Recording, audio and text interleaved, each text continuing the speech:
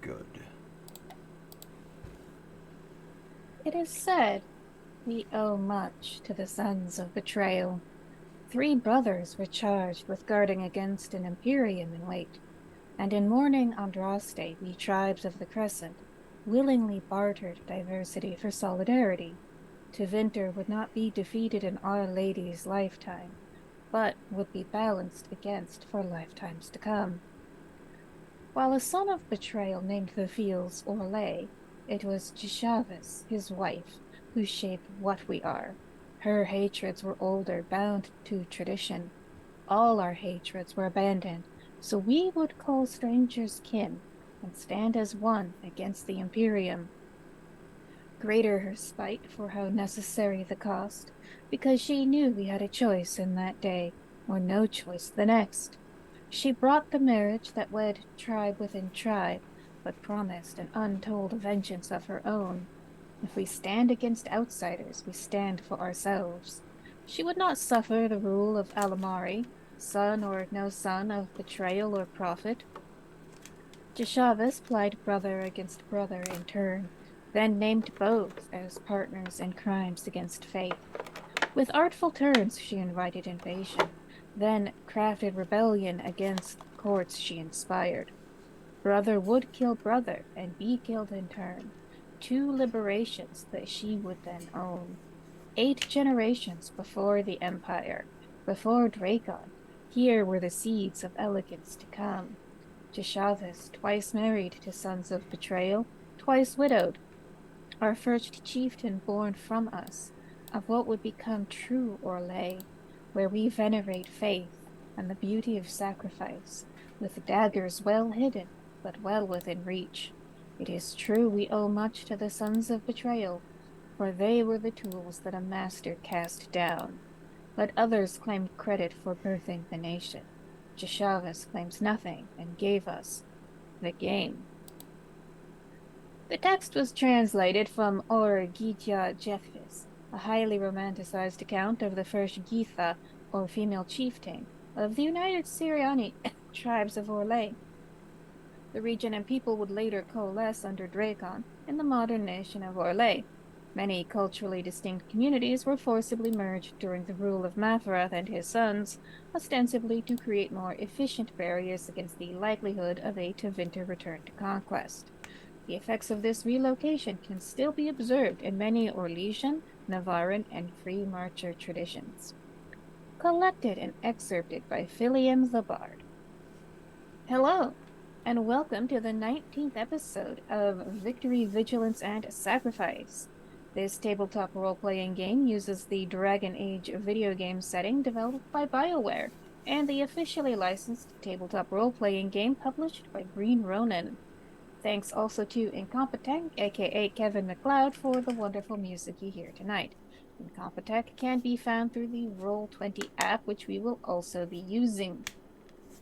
As a content note, the Dragon Age setting is not a nice place. Content warnings persist across this chronicle for war violence, sickness, undead, and terrible choices made in terrible circumstances. We employ the X card for player safety.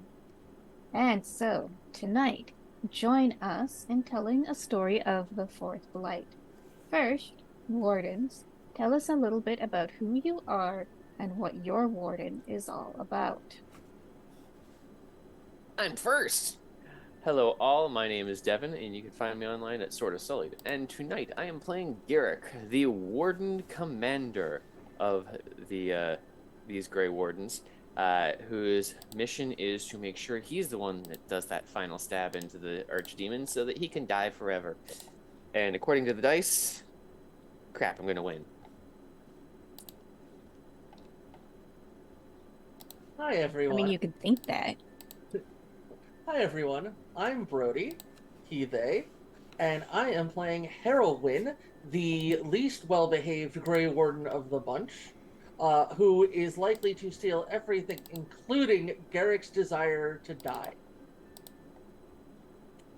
It's just not fair. Hi everybody, I'm Ben Ravensdale, and I'm going to be playing Raylaf, an elf apostate turned Grey Warden in order to avoid the Templars. I mean, valid. Hello. I'm your game runner, Rachel. She, her. You can find me at Stolen Fires pretty much everywhere, on the internet, including, I used to call it the Burning Bird app, but now the X app makes it sounds like I'm on OnlyFans, which, Burning the Burning X.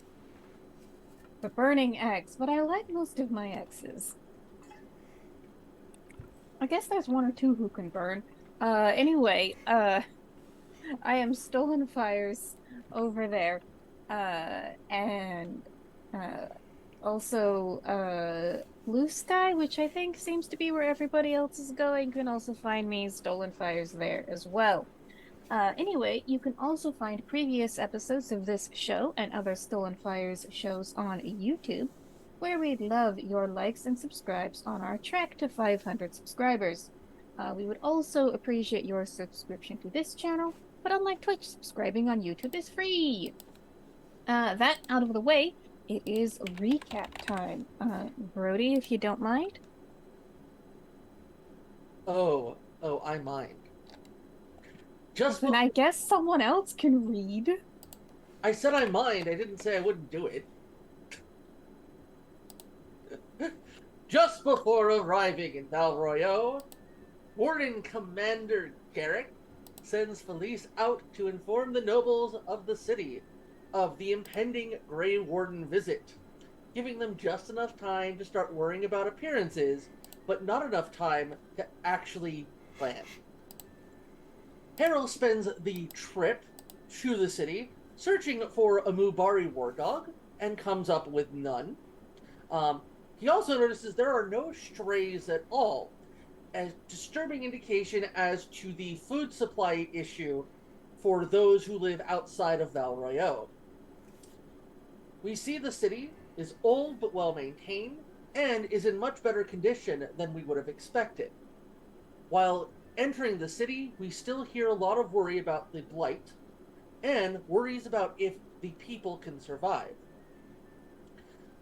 Garrick, in his infinite wisdom, sends Harold ahead a little early to visit the Valroyo alienage, so that he might learn more about the goings-on in the city from the common folk. We learn that Liana, the leader of an organization, like generally known as the Red Jennies, while technically human, was raised by an elven mother. Evandriel, who is considered the leader of the alienage at this time, and is rumored to have Dalish heritage, though he lacks the Valacine, the mask of tattoos that often indicates a member of the Dalish people. Harold leaves a dead drop for Liana and goes to meet Evandriel while keeping his ironbark bow obvious. Evandriel's home is by the Vehenadal, a tree in the center of the alienage that serves as the primary connection to their heritage and a symbol of the community. Harold quietly enters the alienage leader's home, silent as death, and hides behind a woodpile while watching the leader, until Evandriel begins to recite a string of words that Harold recognizes as words in Elven. Harold moves into the periphery of Evandriel's sight and asks, "Why didn't you ever teach me those words?" with a token shit-eating grin on his face. After Evandriel collects himself, he looks at the young elf and says, "Well, you look well." Having a quick romp down memory lane and saying everything's been pretty good lately, although he hasn't had a chance to poison any nobles, they begin to catch up on current affairs. Evandriel tells Harold that the nobles of Valroyo are obviously hoarding, but not exactly storing them where we would expect. Both Harold and Evandriel know the results of life in the alienage if famine does in fact come to the city. Trying to pry out locations of these storehouses, Harold only hears that he needs to talk to Liana. Turns out the nobles are having fun watching their own royal soap opera and wouldn't pay attention much to the average person. They then turn their attention to the new players in the noble social standings. One, Van Marken, is the new guy and claims to be a and Derek claims to be a dwarven noble. Harold also asks about his itching powder, which unfortunately stopped being made after Harold left, and shows some of his new digs before going, including with his bow, and showing the pauldron from the Grey Wardens that he wears to mark his standing. Harold also says that if anybody wants to run away from the city, they should head southeast toward the Dales, because there is a keep there that they can go to. Harold then slips back into the Warden party after the rest began to enter the gates. Garrick leads with Raelith beside him, bright and shiny, as a show of who they are and what they do, impressing some of the young elves and bringing comfort that someone else is in the front lines fighting the Blight. Making their way toward the castle, a structure constructed of white marble and gold leaf, it shines brightly and brilliantly in the morning light. Harold updates Garrick on some of the things he's learned, and, strangely, is congratulated for doing good work without actually causing a ruckus. Once they arrive in the castle, they see Grey Warden banners have been revealed, well, with Summer Legion banners also, and music begins to play. Harold tries to outplay the performers and fails to do so. A stylish man with blonde hair greets the Grey Wardens, Knight Commander Etienne Harund, showing us towards the dining hall to give a proper greeting. He obviously leads the Grey Wardens through the long route to the reception hall. There is lots of heraldry of the day-to-day of the Davillier family, the Emperor and his sister Celine, and their much younger brother, and the houses of the Emperor's two mistresses that are obviously vying for heraldic supremacy. The current queen is from the Archambault family, and it is obvious that many of the symbols of that family have been removed. Joining them along the way, a woman obviously from the Chantry, and a dwarf in lovely clothing links up with them with his own entourage.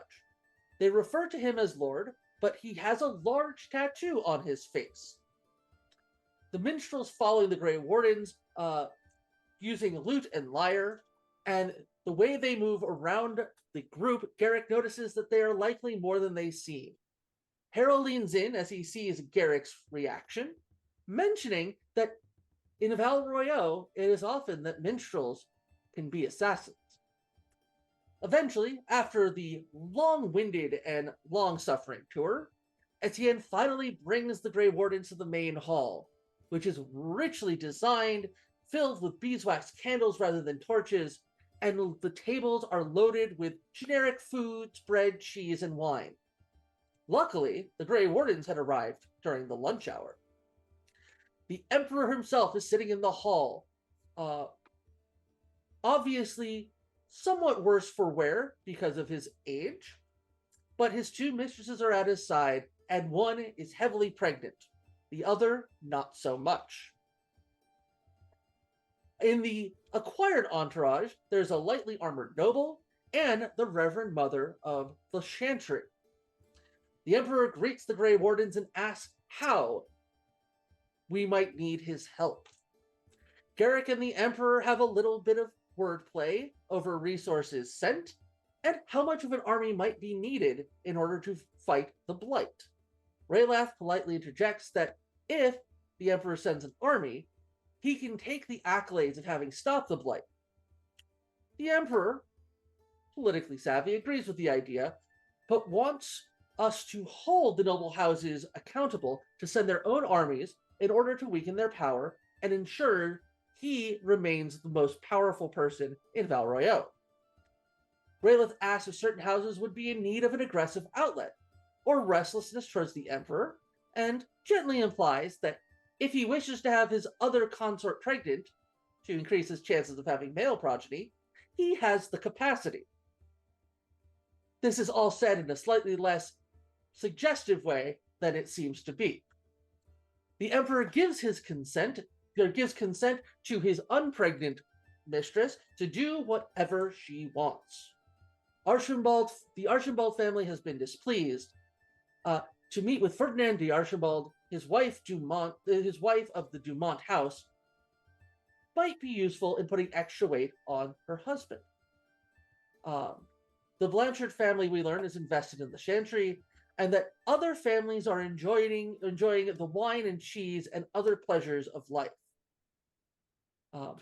Another noble, Sir Tillis von Markham, is from Navarre, is present, and is obviously being told to be sent to his death by fighting the Blight. There will be a tournament in several days, and anyone worth knowing will be in attendance to celebrate the Emperor's beloved incoming child, hopefully male.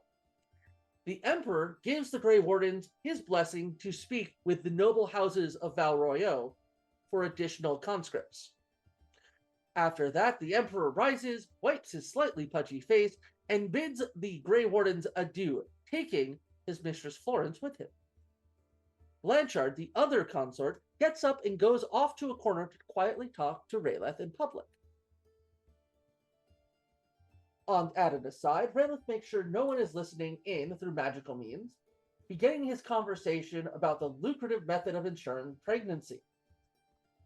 She stands with many of the trappings of a devout Andrastian follower. He sees she is by the Emperor's side because she is forced, and doesn't like being known as the mistress. Being asked where she stands if Florence gives birth to a male, her place is between Antiva and a burning hole in the ground. She made assurances with her family before trying her hand with the Emperor to either find some poor Antivan man or the Chantry. All she wants is the safety of herself, her family, and if she has one, her child. Though she would prefer her family to benefit from social revision, raising her noble status higher, as the Blight causes the world structure to change. She wants to meet the Maker knowing her family would be better than when she was born into it. If nothing else, she wishes to marry someone she wants, but she does say she will see if Knight Commander Etienne Arund can be sent away from his post to lead the armies. Jurgen gets called into the ranks of the Dwarven noble as he and his retinue are drinking mushroom ale, and is told that Derek is from a house of traitors, which Jurgen misinterprets as traitors and asks about the Dwarven tattoos and their obvious meaning. Walking away from the crowds, Derek reveals that yes, he is here and it is a part of his con.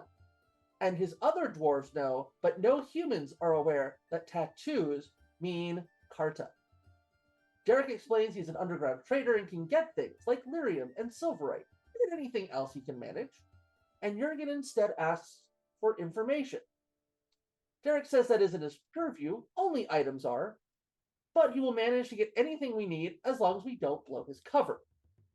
Markham says he is a descendant of Dracum, officially an heir to Navarre. Though the claim is hard to prove, Derek asks for his help, and as a hero of the Blight, independently helping end it would be a kingly task, worthy of a potential king of Navarre. The running tally as we resume our adventures is roughly 1,600 total soldiers ready to fight the Blight and hopefully not die. Excellent. Thank you for reading that recap, Brody. And thank you, Devin, for taking notes. Together, your powers combined, you are both unstoppable.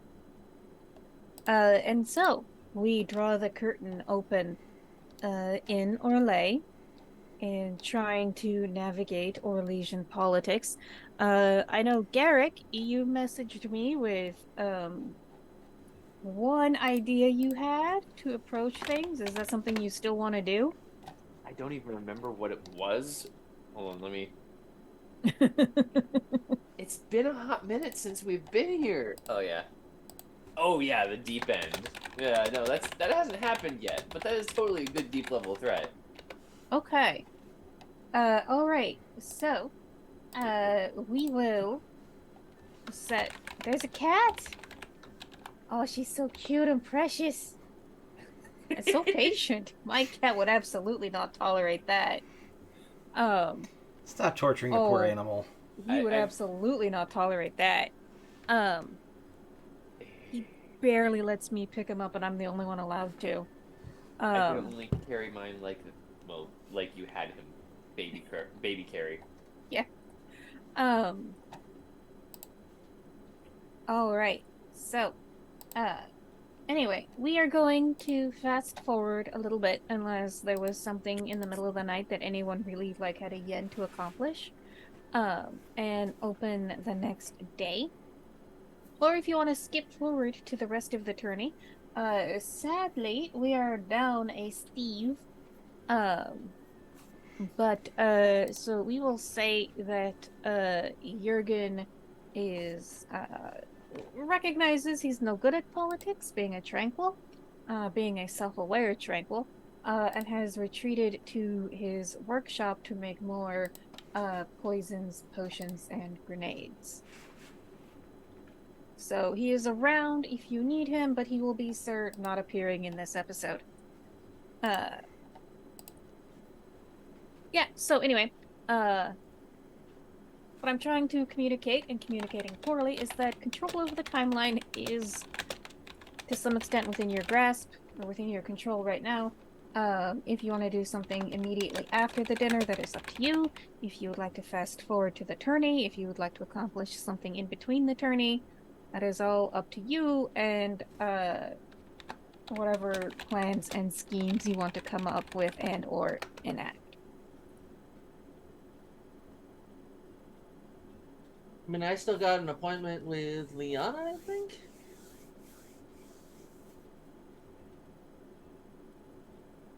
Okay.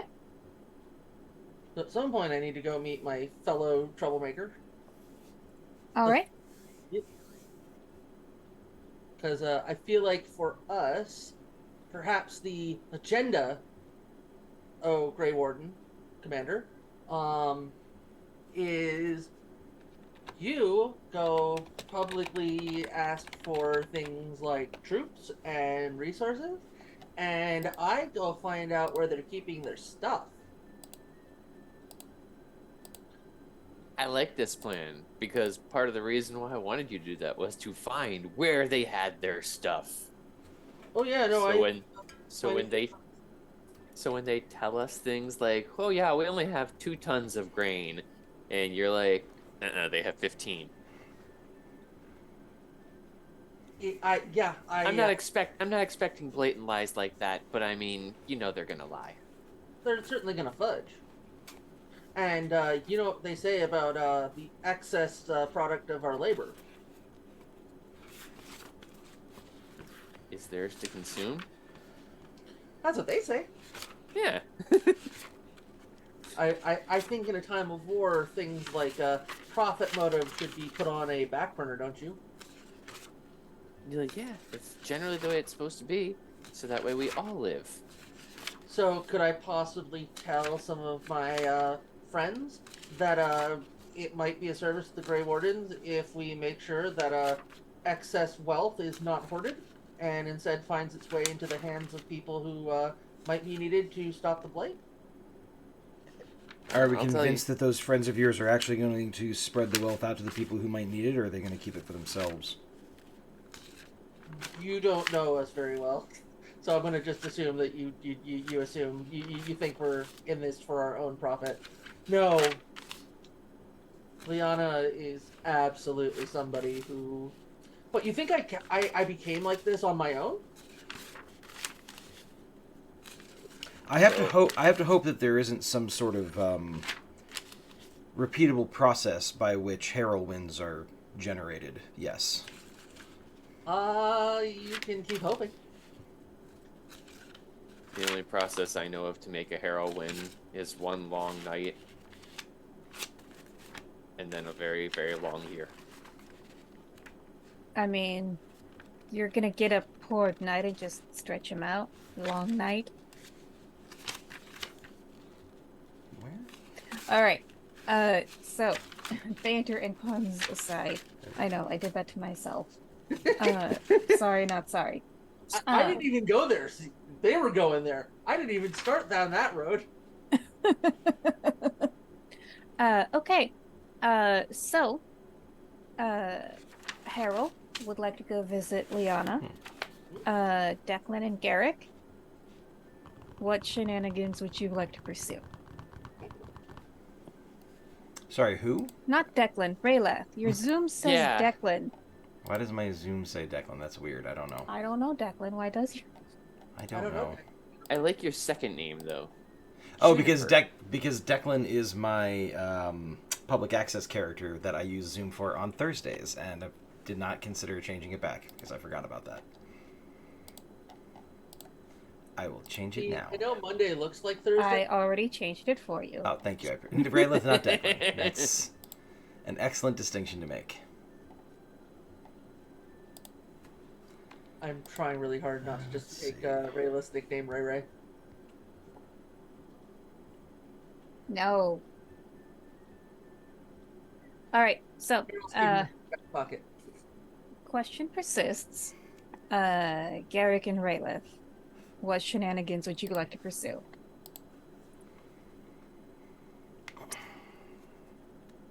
So we've already spoken with the Emperor. We've kind of gotten the gist that we're going to talk to a bunch of nobles either before or during the tournament. Well, I remember I got a list, or well, we got a list of the various houses that the Emperor may have beef with. And I think one of the things that we had kind of ascertained was if we could draw some of their resources away, the Emperor might be more inclined to provide us more of his own resources because it meant he would have less to contend with back home. I think was kind of the intention. And if I remember correctly, his wife's house was one of them because his wife's brother is like not very pleased with the Emperor because of the whole marital situation, as I recall. Yeah. So it's been a while. So quick refresh. De Valle is the imperial family, which is currently Emperor Olivier, and his younger sister Celine, and much younger brother Fournier. Celine married into Navarre royalty, has her own children. She's doing Navarre and stuff in Navarre. Yeah. Fournier never married and is sort of like a wastrel. He was the spare who never got to be the spare, so what is his purpose? He doesn't know that either. Queen Delphine is the queen who has been relegated to a chantry after failing to provide the emperor an heir. Her brother Fernand Archambault is quite upset about this and wants to force a reconciliation. He is well positioned with the Orlesian army and could possibly force that reconciliation with a revolt if he felt inclined, and should the Orlesian army be weakened. I have a question about that. Yes. We haven't talked to Delphine yet. You have not? We discussed with... There are a lot of names, and it's been a month, and I'm not great with names in the best of times. It's fine. I'm happy to remind you. The not pregnant mistress. Yes. What was her name again? Corinne Blanchard. Corinne, thank you. Karine. I'll put it in the Discord. That's actually exactly how I spelled it, oddly enough, so that works out well. Probably because I remember it from the mists of time. And what was the name of the other one, just so I can, while we're here? Florentina Lambert. Thank you. So I spoke with Corinne about the possibility of kind of helping to ensure that there would be an heir. Turns out she's already got a bun that is proofing. So the I mean, if you want to put it that way. I mean, look, the whole bun in the oven with the analogy is weird too, so I figured why not make it weirder. So I mean, I'm sure Delphine's not thrilled with the situation right now, and if I were her, I'd be like, yeah, screw this guy. I'm not going to go back. I'm not going to go and try to have his kid now. But considering the fact that she keeps, like, having to avoid being murdered and everything like that, maybe we should talk to her to see if she's interested in that arrangement to kind of secure her position and maybe oust the other two. And that would reconcile between Fernand and the Emperor, at least on the surface. Might be another way of us kind of establishing a little bit more harmony. Who knows? It's an option. It's an angle that I don't think we discussed previously, so I'm throwing it out there as a possibility. Yeah, that is absolutely an angle you could pursue. I'm gonna go talk to Delphine. That's what Rayleth's gonna do. Okay. So just to sort of finish up the primer in case anything I tell you changes your mind. Archambault, family of the technically current queen, Lambert, Florentina's family. They own extensive vineyards and brag that Lambert wines can be found on every fine table across Thedas. Beyond that, they don't have much. So, blighted vineyards spells doom for this family. The Blanchards are a very, very devout family. And so they always send a child or two every generation to the Chantry, and even brag that one or two former divines were from the Blanchard family. And so essentially, as long as Karine remains a mistress with the potential to become empress, they are using their influence with the Chantry to block Fernand, Delphine's brother, from trying to have the emperor formally censured.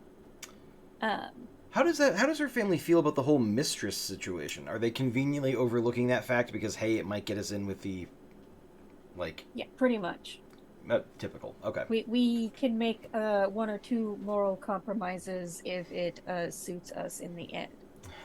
Or if it's a Tuesday. Yay, religion. Yeah, also that. And then you have the Dumas family, which is married into the Archambault family. Suzannette Dumas is Fernand's wife. Suzannette has never really gotten along with the queen, just like two personalities that don't mesh. But she and Fernand, by all reports, have a reasonably good marriage. And so she doesn't personally want to see Delphine back at court, but also won't try and fuck up whatever plans her husband has in place. It's like, it's your sister, you deal with her, I'm not helping. And then you have the Halrund family, with the captain of the guard. So they are far in the eastern region of Orlais. That may as well be Ferelden. Super rustic, not as rich as all the other families. But they have that nice Ferelden sensibility. So the other people that you might want to talk about or talk to, Tylus von Markham, who's like, hell yeah, sign me up to fight. This sounds great. Baudouin and Emmet, a brother-sister pair. They are minstrels, possibly bards. Who knows? Mother Felicienne is, she is the local voice of the divine. So, the real-world analog, she'd be like the Archbishop of the capital city. And so there's... So she's Sabat. Sorry, wrong game. Not until she gets corrupted by the blight, then let's see what happens. Alright, fair enough. Sublight? Sabat. It's a Vampire the Masquerade thing, sorry. I know. I was mixing it. Oh, gotcha. Sublight. Oh, I get you. Portmanteau. Oh, the Coon. Thank you very much. They're the Coon. I mean, one of the best games I ever ran on the other channel was a Sabat game. Alright, so, and then you have not met the first enchanter yet, and you've met Derek, who is the dwarf masquerading as a dwarven noble, because apparently you are the only people in the city who know what facial tattoos mean for a dwarf. Did we talk to him? Yes. Okay. Yeah, Jurgen you talked to blackmailed him. Jurgen blackmailed him. I talked to Markham. Okay, got it. All right. I So, love political sections in RPGs, whether I'm running them or playing in them, because there's always a list of like 40 names that people have to keep track of. yes.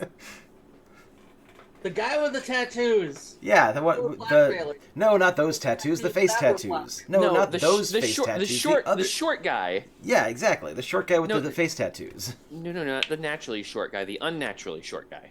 Whoa, hey now, let's not be judgmental. He was Also, kneecapped. the funny French name that starts with F versus the funny French name that starts with D. Exactly.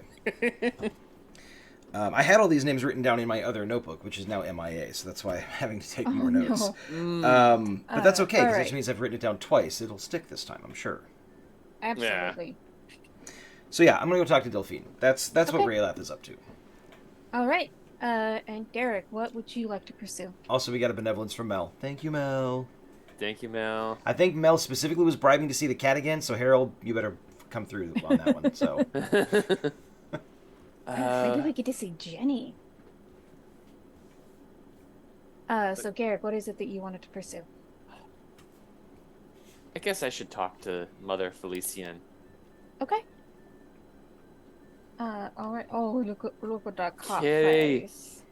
Look at that cop face. I love how his cats always reach out to like hold on. Like you see that paw? Yeah, that right there. Oh, she's so cute. I'm just glad I don't mind sharp, pointy objects piercing. That is how cats show their love. All right. Well, Harold, since the cat has drawn all attention to you, we will start with you meeting Liana. And so, because you are from this area, and because Liana is essentially the leader of the Red Jennies, which, I use leader in the most vaguest of terms. She's simply the one who gets the most information from other cities and passes it along. The Order of Red Jenny does not have a leader. There is no leader. In fact, there's Right. She's simply the one who is the best informed out of any of the Jennies here, and is essentially the information broker of like, hey, this noble needs to get taken down a peg. She's the one who, more often than not, is the one coordinating it. So, she is technically a human, living in the alienage. I say technically a human because, well, she is human. Her mother is elven and raised her in the alienage. Nobody likes to talk about her father. The less said about him, the better. And she doesn't have any noticeable source of income. She doesn't get up in the morning and go to work. You would know that's because she is a thief. That is how she supports herself. She steals from a lot of people, So but only the ones who deserve it. she goes to work. Funny. Exactly. Just not for a wage. But, I mean, gig work's gig work. Indeed. She works hard for her money. Hey, we have no issues with people who work for a living. Indeed. So,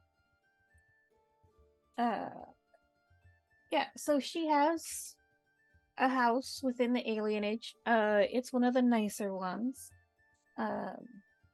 Harold will stop and buy some like cheap, terrible alcohol, like a bottle of like some moonshine.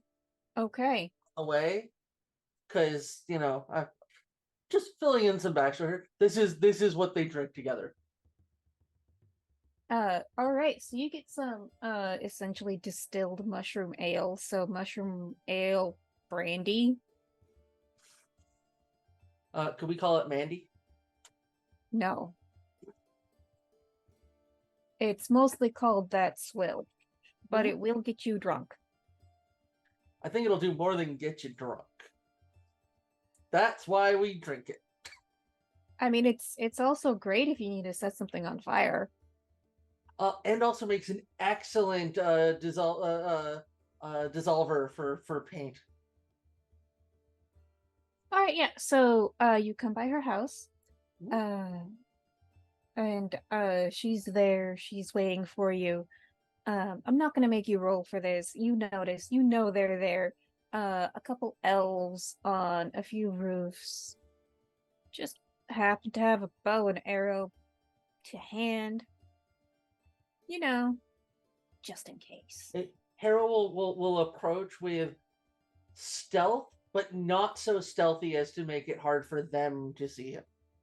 Yeah, and you're pretty sure they're not here for you specifically. This is just, what happens every night. A couple people hang out on the roofs with, bows and arrows for no reason. Um, Also, I've been gone for a while, and they don't know the exact circumstances why I'm not dead. And yeah. well, okay, so that is another question. What are you wearing? By which I mean, are you wearing any of your Grey Warden insignia? I think we're gonna go the same thing as before. There is one pauldron, but it's covered by a cloak. Okay.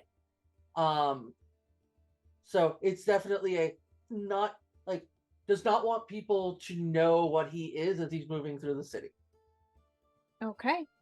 But he has one item to be able to be like, yeah, I am what I am. All right, I am going to give her a test to see how good she is at receiving local gossip. Okay, cool. So you go, you knock, you're let in. Hey, Rolwyn, I saw that you had maybe been executed a while ago for your shenanigans. Come in, come in. Flips in. Okay. Doesn't say anything, just kind of hands her the bottle. All right, yeah. And so she goes, she gets the cups, pours you each a nice healthy shot. It has been a while since I tasted that swill. This must have cost you a pretty penny in the marketplace. No. not at all. I think it might have been a copper. Only the most rot gut for you. I knew you cared.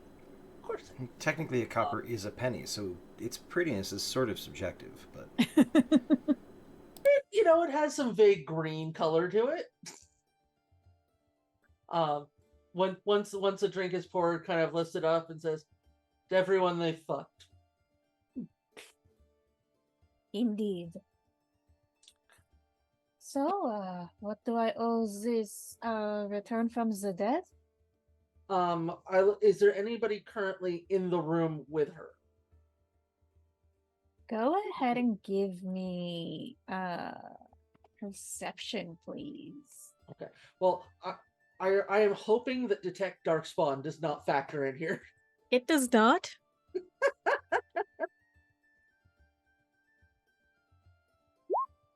Ooh, that's not so good. Yeah, Nine. you're fine. It's just you and her. Okay. So assuming that I can't, so not knowing that dice hate me, Harold will just kind of cheekily, after pouring another drink for both of them, as he knocks it back, kind of his shoulder will shake loose, and the little Grey Warden symbol on his shoulder will be visible. I have heard that is how you dodged the hangman's noose. Yep. So instead of itching powder, now they have me doing worse things. I did get to see a whole bunch of Antivan nobles die, though. Oh, well, what a shame. It is.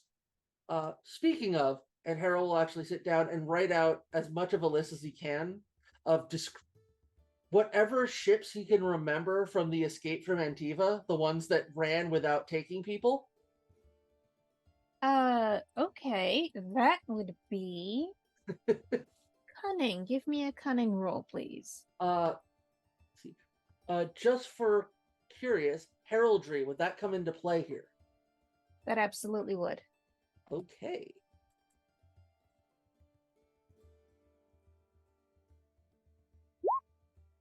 That's better.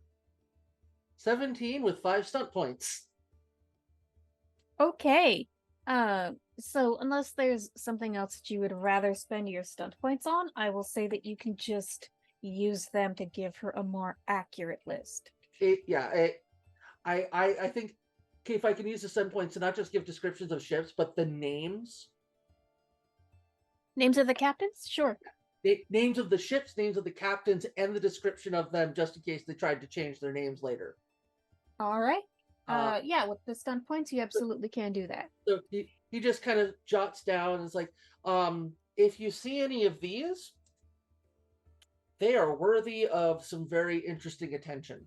These people left and allowed a whole bunch of they left without people. They left with cargo. Wow, I for the city. see. Well, this is perhaps something that I will deal with once the blight is no longer a threat. As long as it comes, not really concerned how long it takes. But that's not why I'm here. This is just an interesting side project I think is worthy of somebody's attention. The reason I'm here is I might have an in on really fucking over some nobles. I would think, Warden, that your focus should be on the blight. Well, this is the really neat thing. For once in my existence, my obligations interact with my interests. I am listening. My commander has asked me to get as much information as I can on the locations of the stockpiles that various houses have made that are off the books. You are talking about the hoarding. Yes. It is, The hope is if we have an accurate idea of locations and quantities, that when they bullshit him about what they can actually spare, we can call them on their bluff. I know that many of them are it is a mutual agreement between the families and the emperor. The emperor gives them space in the royal cellars, the royal storehouses. They owe the emperor. The emperor has control of their food. And well, if worse comes to worse, now there is quite a lot of food at the palace for anyone taking shelter there. Other than that, it is at the family storehouses, at the manors. The cellars are stacked full to bursting with the barrels and the crates. Okay, so they're keeping it where they live, and the emperor's giving them extra storage as leverage. Everybody assumes that at some point they will all be besieged. So, you don't want the thing you need to stay alive to be on the other side of the city. So they are not at the dockyards or in the other warehouses. They're at the manors. I mean, there are one or two families who is trying to store their flour at the warehouses, but they are stupid and they will die. I'm slightly less concerned about the ones who are stupid and will die of their own accord. So, honestly, leave that one alone, because if things get bad here, we know where to stage the riot. So, what would it take if someone was of the mind that perhaps relocating all of this food to some place that might be of central use to everyone in the city. Essential use? You could conscript it, I suppose, Grey Warden, and have it sent to the Chantry. Excuse me. Gesundheit. Thank you. Mother Felicien, she's a Blanchard, she is a noble, but she does at least make gestures to Andraste's commandments to take care of the poor. Well, I'm going to tell you, the blight is coming. Antiva is overrun. We're not sure what direction they're coming, but they have popped up in the south. Ortontaig is gone. Do you think it is at the point that we should start evacuating? If the powers that be were focused on making sure that Orlais was prepared for the blight and was making sure that they were feeding everybody and were prepared to deal with refugees and making sure that the population survives, no. I think it would be fine.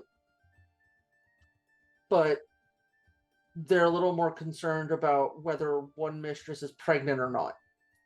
And they are people are have what they need to survive for.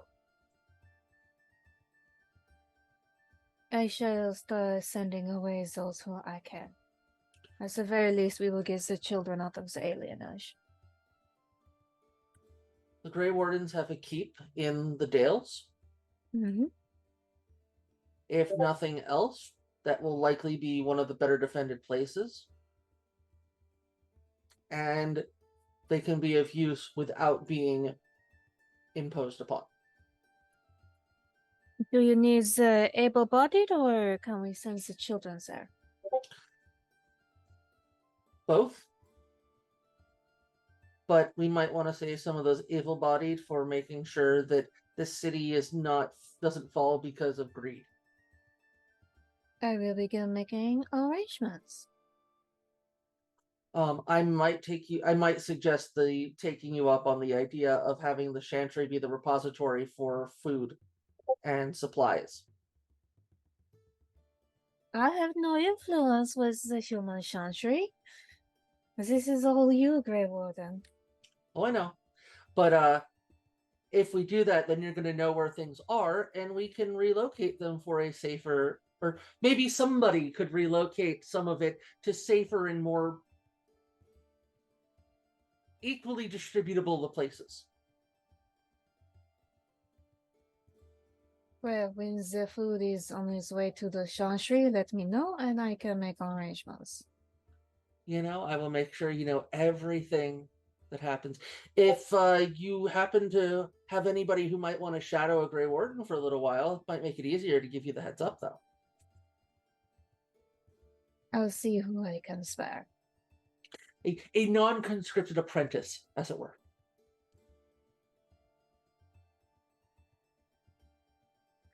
Is there anything else I can do for you? Can I have that bottle of itching powder I kept with you? Of course, I have not had cause to use it yet, so here you are. Well, of course not. If nobles are, I'm sure there's been more than enough to keep you busy. Indeed. Well, I'll keep in touch.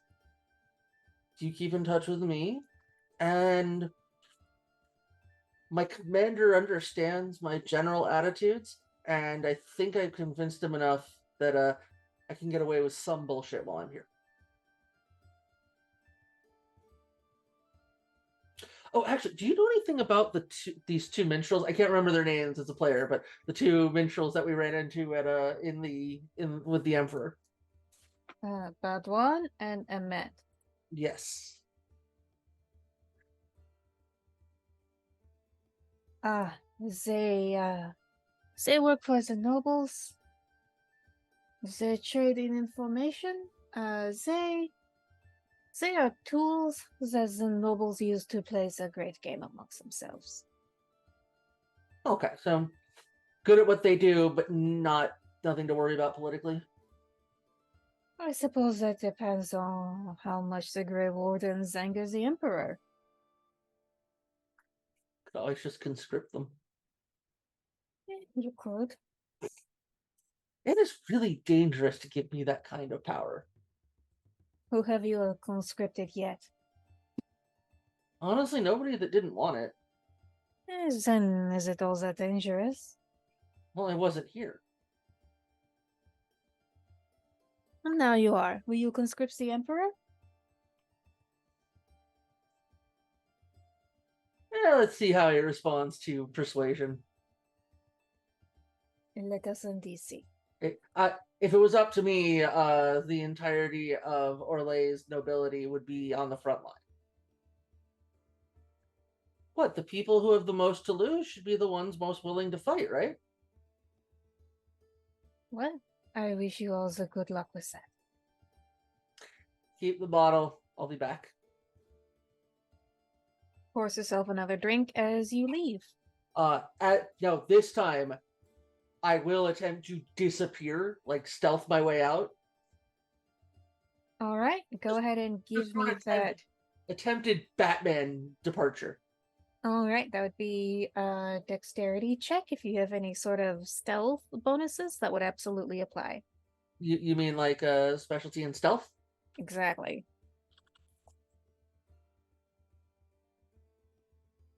Yeah, I think 22 with 6 stunt points.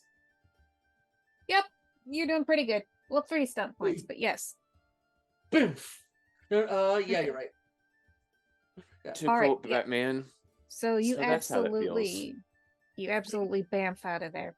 Wink. Last shot. Biff.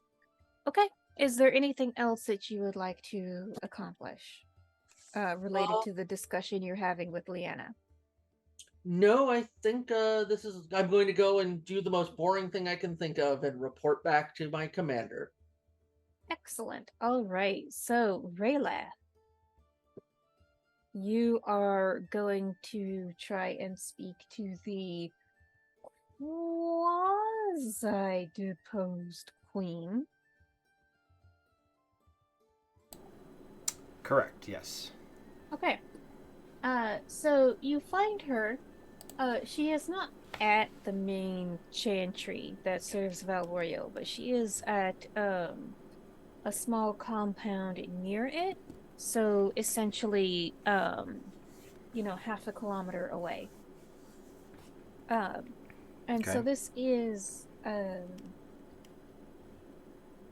for all intents and purposes, it is basically a nunnery.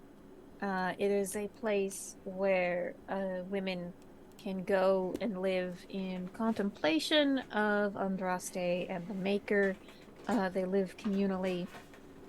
You walk inside, you see there are some very well-kept gardens here. They're not producing a whole lot. You can tell that even now, the fruits and vegetables sort of struggle in the soil. And as you walk through the halls, so you show up, I assume you say, I'm a Grey Warden, I'm here to speak with Queen Delphine. Mm-hmm. And they absolutely like, it's a warden. Yes, of course, whatever the warden wants. And so they lead you through the halls. These are very finely crafted stone building. And you hear the subtle sound of chanting, people singing the chant of light. There's incense is almost omnipresent in the air, and it's a very peaceful place. It's actually kind of nice to be here after all the chaos and bloodshed of the blight, of fighting the blight, of being a warden. And so you're asked to wait a little bit while they go summon, they call her Sister Delphine. And you only have to wait for about 10 or 20 minutes before they lead you to another spot in the gardens. Um, this one's really nice. There's like a pond here. There's fish in it. Like not the fish that you would eat, but bright orange ornamental goldfish Pretty just fish. swimming around. I'm sorry? Pretty fish. Very pretty fish. Yeah. Um, and so sitting on a stone bench, you see Delphine. She is wearing so it looks like very simple garb, just a very basic gown and robe. But you can tell the quality of the fabric is very high and the construction is also well done. So simple but well made, so probably still expensive. That makes sense. Yeah. So she's sitting on a stone bench, just sort of throwing leftovers to the goldfish. I So, will. Oh, sorry. As I approach, I will. What would be more appropriate? A bow? Or is this like empires and all that? Like, is the expectation you would kneel, or is a bow something you can get away with in this context? so remind me where Raylath is from. All over. Okay. Probably primarily from Ferelden. All right. Well, so the answer is not Orlais. Yeah, correct. Okay. So as you are not Orlesian, you would not be one of her subjects, so you would not be expected to kneel. Good. However, you could definitely, and I'm gonna make you roll for this, give her a very nice courtly bow, which still sort of acknowledges her station without saying, I am one of your subjects, which is a Grey Warden you wouldn't want to do anyway. Yeah, exactly. All I mean, right. would my specialty in seduction work? No, I'm kidding. I don't even know why are you I've trying to seduce her? No, I don't think that's not the kind. That's not the kind of help I want to give her with getting pregnant. I don't know why I even have that specialty. I'll revisit it later. I'm assuming communication. Or cunning, because this is like sort of like Ooh. attempt to manipulate her. My cunning is slightly better, but I'm sure I'm not going to Okay. do that well on it. 13.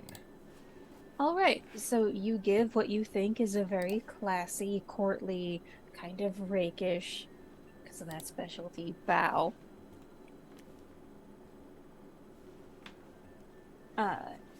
And do you say anything? Yeah. Or So rather, we could roll that into your check. And so whatever greeting you give, you think is as courtly and elegant as your bow. would the appropriate title be Empress or Queen? They're a little bit interchangeable right now. Okay. Like Empress, definitely if you want to get on her good side. Yeah, it's the more fancy one. So I'll go with that, and I'll just say, Okay. Empress Delphine, I regret not having had the pleasure of making your acquaintance when we arrived in the city yesterday. Oh. It is on Elfith manners. That is not something you see every day. It is if you interact with elves every day. And he kind of smiles. I suppose I should have trained my servants better. But no, you are not a servant. You are a Grey Warden. Are we not all servants in one capacity or another? Well, we all do serve the Maker, of course. I suppose you, in these times more than me, as you are fighting the Blight as a warden, I would assume. We all play our part. Suffice to say. So, what can this humble servant of the Maker offer the Grey Wardens? I regret to say that my status at court is, let us say that my star has fallen. How private is this conversation out of character? Like, is there anybody around, other sisters, go ahead etc.? and give me perception, please. All right. Well, this is probably not going to have anything to do with Darkspawn, so 16 with 4 stun points. So, all right, well done. So, there are other people around in the gardens, and with your stunt points, you can tell. So there's like a gardener, very plain clothes, just trousers and shirt sleeves, doing something to a hedge over there. Um, Another couple lay sisters working in the vegetable gardens over there. And you can tell that they are keeping their attention on you. And those shears and gardening tools that the gardener has, like, you could definitely use those to fuck up a person. Um, but no one is within earshot, so they are all keeping an eye on the queen, on the empress, but still respecting her privacy.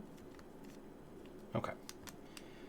So then, before I answer her question, I'm gonna ask her: are they here on your behalf, or are they here to report back to someone?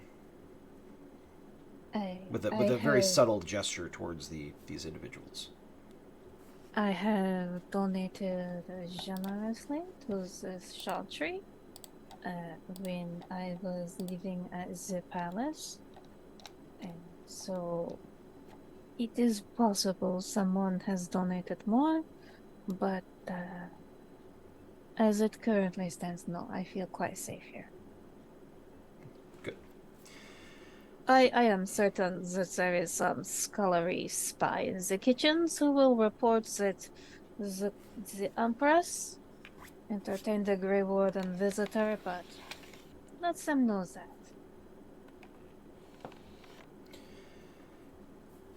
Perfect. In that case, to answer your question,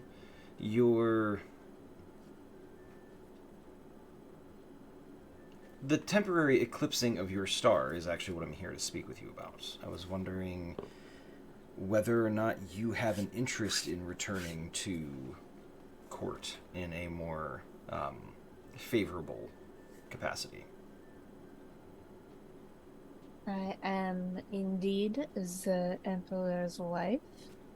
He made vows to me and to the Maker. I would like him to come to his senses and restore me to my position. Sadly, the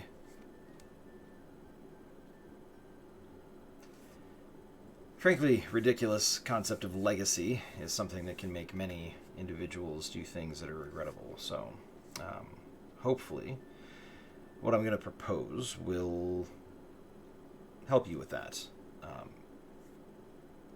Now,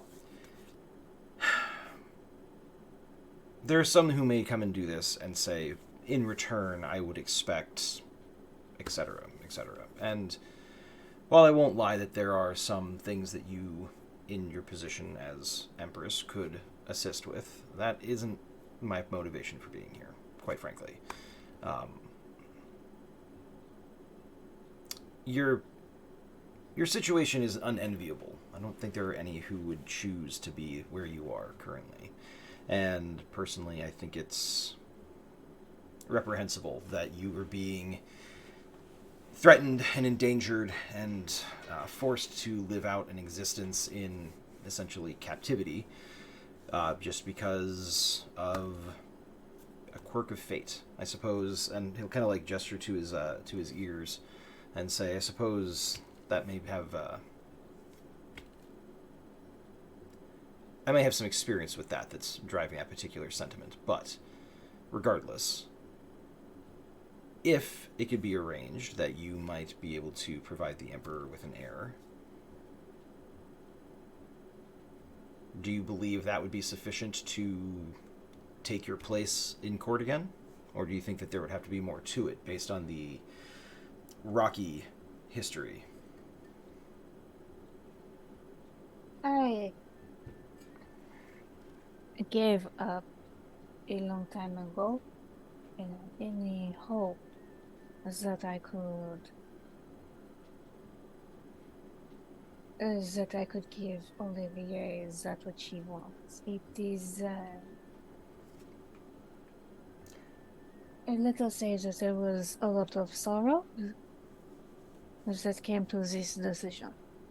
My preference was for him to have his layabout younger brother marry him to one of the many women at court, and then adopt his nephew as heir.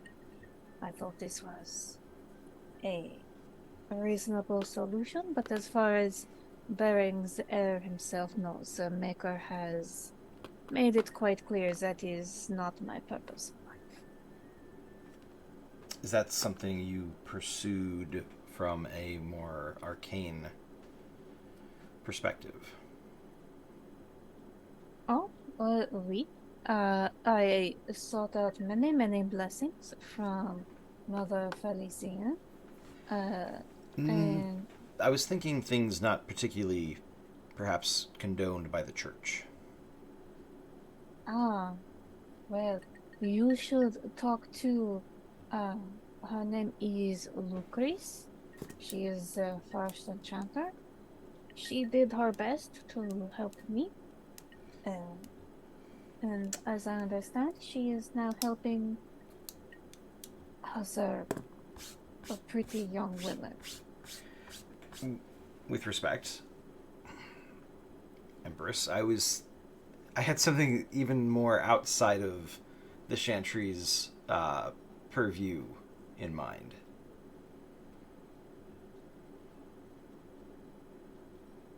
I understand that Grey Wardens are permitted to indulge in blood magic as long as it is put to the end of stopping the light. It is, yes, and that is exactly what I'm proposing. How would this small bit of heresy committed on my person uh, help solve the blight?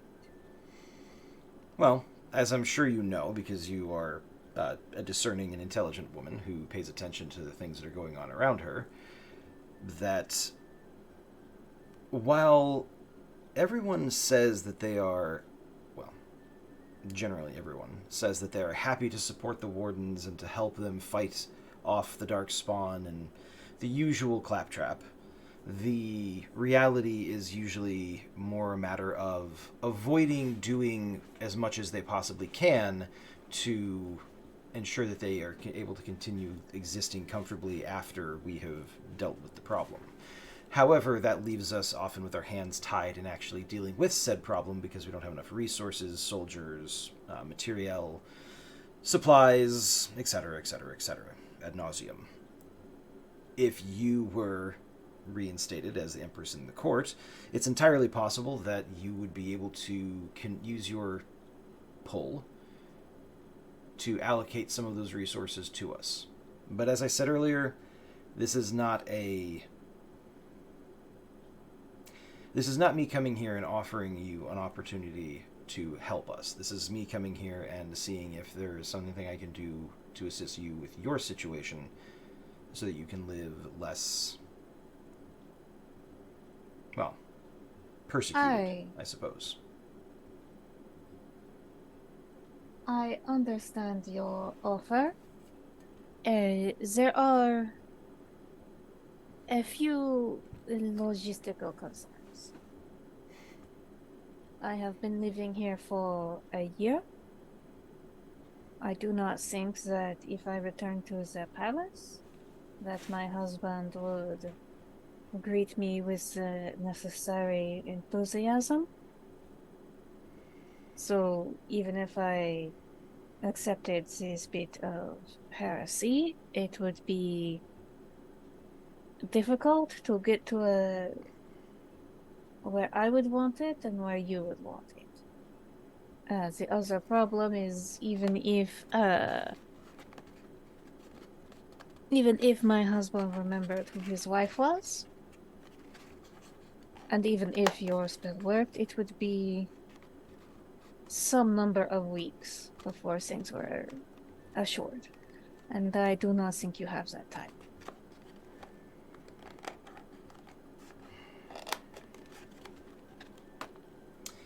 Well, in that case, it seems to me as if the hope for the Emperor's brother to sire a child is also not on the table, considering that the same delay would be involved.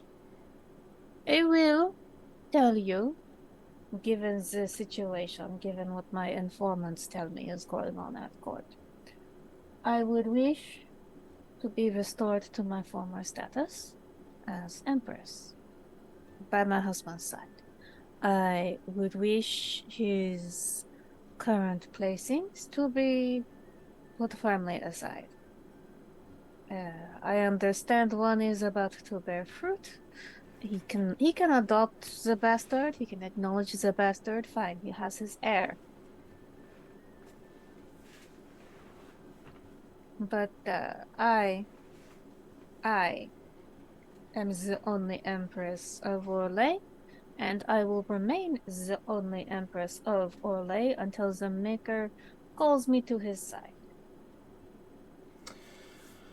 Let me ask you this, just speaking plainly and clearly. When you say the other two be firmly put aside, what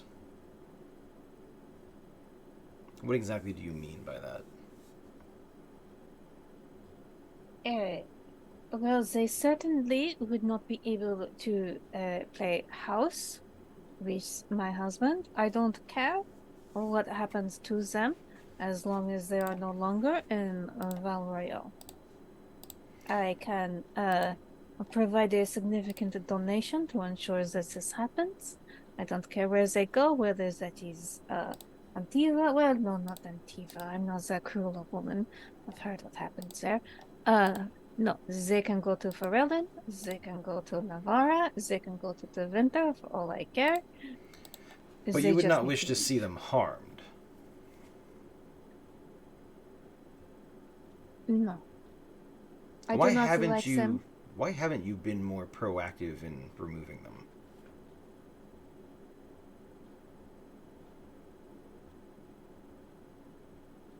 Go ahead.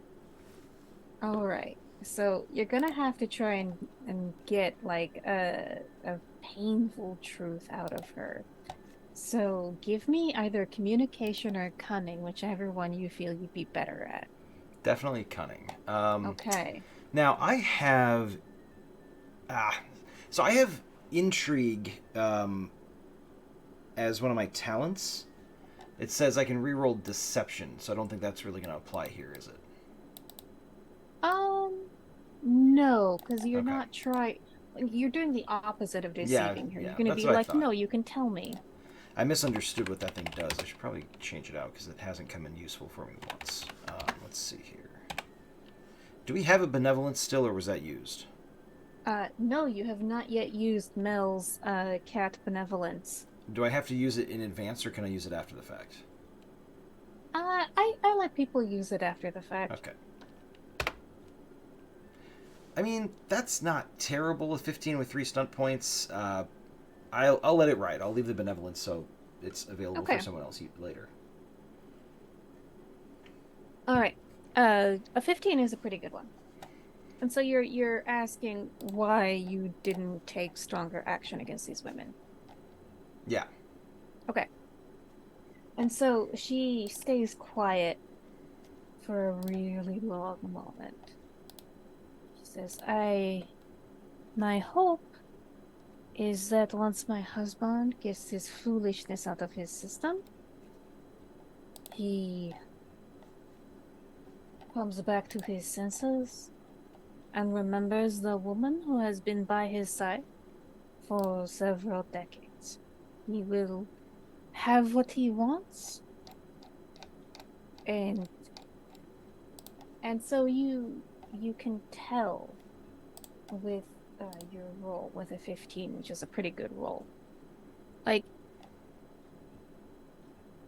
the love she has for her husband hasn't died. And she considers this as sort of like a personal sacrifice. Like, okay, fine, fuck around, have children with some other women, but essentially we're going to treat them like surrogates. They have the baby and then they fuck off. They don't get to raise the baby. Uh, that's between her and the emperor now. So, still kind of cruel, but she's not going to harm them because she's hoping that once like they have their babies, the emperor will invite her back to court, and yeah, essentially that will be the situation going forward. The sense I got when I spoke with Kareen previously is that would rather not be involved with the Emperor. Like, she's not keen on the whole situation. Right, well, because she knows that if she has the emperor's bastard and doesn't get to be empress, her life sucks. Yeah. Okay. Okay.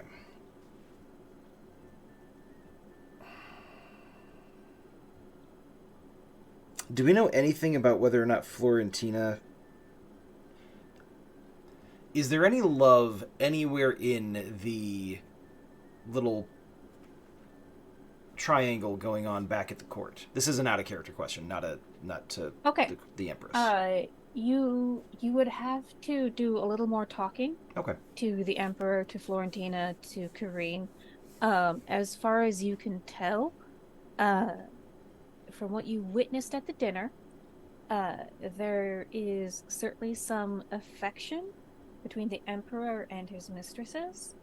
As far as if there is actual love there, that would be difficult to pick up on, given that, like, when everybody comes to court, literally everybody has a mask on to try and obscure what their true feelings are. Right. You know what? I'll ask the Empress, and I'll just say, do you know if either of them love the Emperor, or if he loves either of them? Like, truly loves them. You could tell that this question is like, it's painful. It's the most painful part of this whole exchange. I know that at one time he loved me. I know that he is quite capable of making a woman feel like she is loved. As to what is truly going on between them, I leave that to the maker to know. All right. Well, I will say that there is, and here is where you see her, like, all the pain now becomes bitterness. I will say that there is a difference between a playmate that you have for a year and the love that one cultivates over 20 years of being husband and wife. Do we know anything about how the two of them came to be married? Like, was it an arranged thing? Did they seek each other out? Like, do we know anything about that? Harold Wynn would probably know, because this is where he's been raised and he's lived before becoming a Grey Warden. Go ahead and give me, because you've lived all over, so you might have also gotten this gossip. And my character did spend time in Orlais. He speaks Orlesian and everything like that, so... Go ahead and give me a cunning roll, please. If you have any sort of history specialization, that would count. No. I just have lore, which is additional info on successful lore focus rolls, but that doesn't really affect the... No. Nope. Okay. I am not billed for the talkie-talkie. Or the know-y, unless it's arcane stuff. A 12 with 5 stunt points? Sure. Yeah. It was a whole thing. It was essentially like, The Bachelor medieval style, Oh, where great. every noble family sent their most eligible daughters to the Yeah. court of Valroyo for the summer season, and everybody understood this was the year that the prince would select his bride. So there was a lot of competition, a lot of yeah, so essentially a lot of uh special events, balls, festivals, operas, where everybody paid attention to what woman is the prince paying attention to this week. And at the end of it all, Delphine prevailed. And whether it was because she was like she seduced him or she actually fell in love with him, got him to fall in love with her, or whether she was also essentially the best, most political choice. Hmm. But with your stunt points, I will give you uh, at the very beginning of their relationship, they did honestly seem to appreciate each other and enjoy each other's company. So they did, um, in situations where you wouldn't expect them to show up together, they did anyway.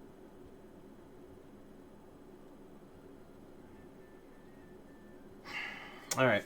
Well, thank you, Empress, for your time. I do apologize for tearing open old wounds. I'll think on everything you said, and if possible, I'll see if I can. I'll see if I can guide things into a more positive direction. So, We are both in the Maker's hands, and may he look kindly upon us both. Also, I will say I do hope he looks a little kinder on you, since I think you need it more than I at the moment. And that is saying a lot.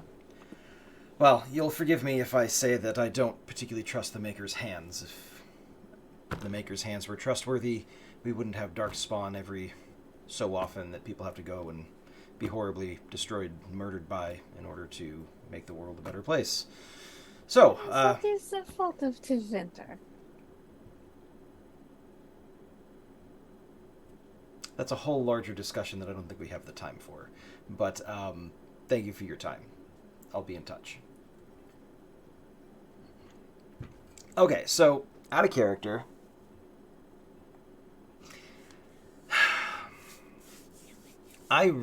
This whole thing sucks. I really don't want these women getting like caught up in this stupid political thing and sacrificed on the altar of politically One dude's advantageous ego. yeah, politically advantageous breeding. So that's kind of where Raylath is at, is like how do we make this work out so we can get what we want if possible, although that's not his priority. More importantly, Right. How do we make sure that one of these three women and possibly their children don't get knifed in the dark at some point in the near future because this guy is a douche. Well, so the vibe you got from her is she's not about to kill an innocent. No, I know that, but someone else might. Right. So someone else might it's like Mistress A has her kid, and then Mistress B decides, well, let's off both of them. Mistress B has a kid because Mistress A doesn't produce a son, and then Mistress A decides, let's off the other two. Or Mistress A has a kid and then decides, let's off Mistress B just on the off chance, and let's get rid of the Queen War. Like, there are all kinds of... Or the Emperor just decides, well, let's just kill off the ones that, didn't work out, because that's messy.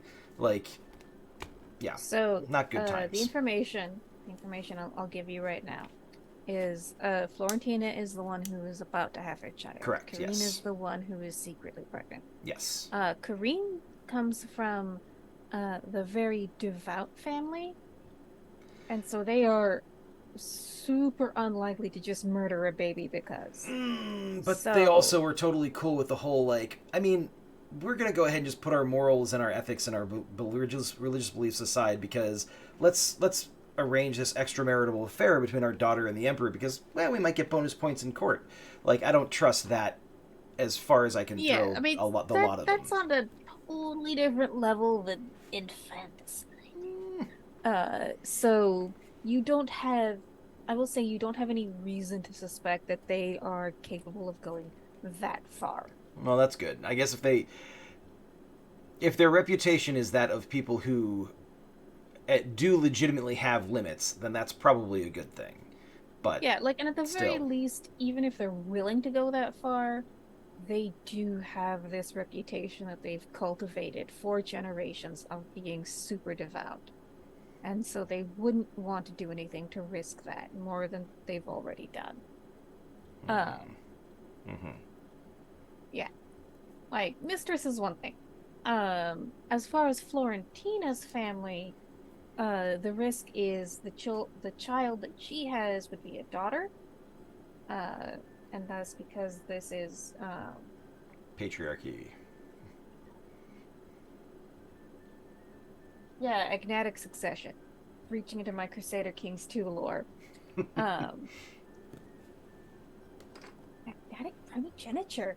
Um, yeah, so if she has a daughter, uh, and Karine gets pregnant, she and her baby, you're not sure. You don't know anything about Florentina's family.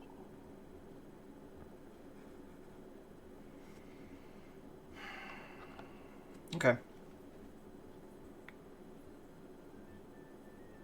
I want to see if I can corner the emperor. Not like corner, not like surprise him in a dark alley or something like that. But like, I want to see if I can have a conversation with him. Okay.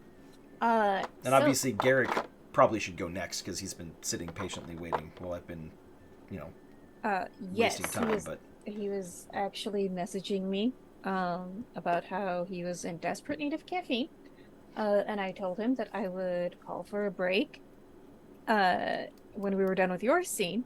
okay, So he could go get that caffeine. And it looks like he has ducked away anyway to make himself a big bowl of coffee, is what he told me. So we are going to in fact take our break right now. okay, So we're gonna take we have to start late and we're gonna have to end on time because we're doing the Curse of Strahd finale. So we're gonna take a quick 10-minute break right now, so people can caffeinate, hydrate, play with your pets as you wish. It is 5:08 right now. We will be back by 5:18. Yeah, exactly that face. All right. have a good break, everybody.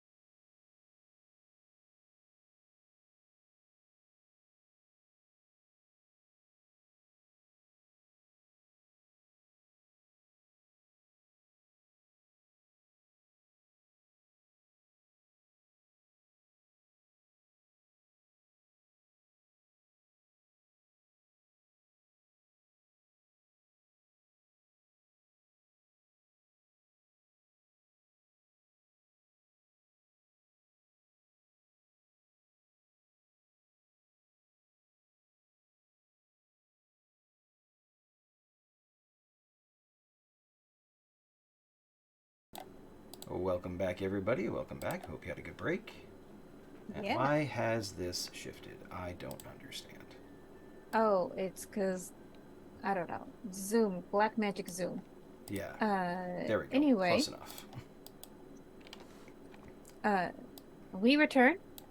So Harold got to discuss the situation with his Red Jenny compatriot.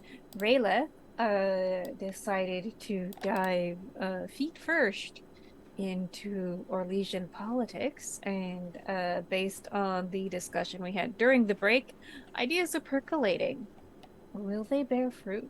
Only time will tell. But now the camera shifts to Garrick.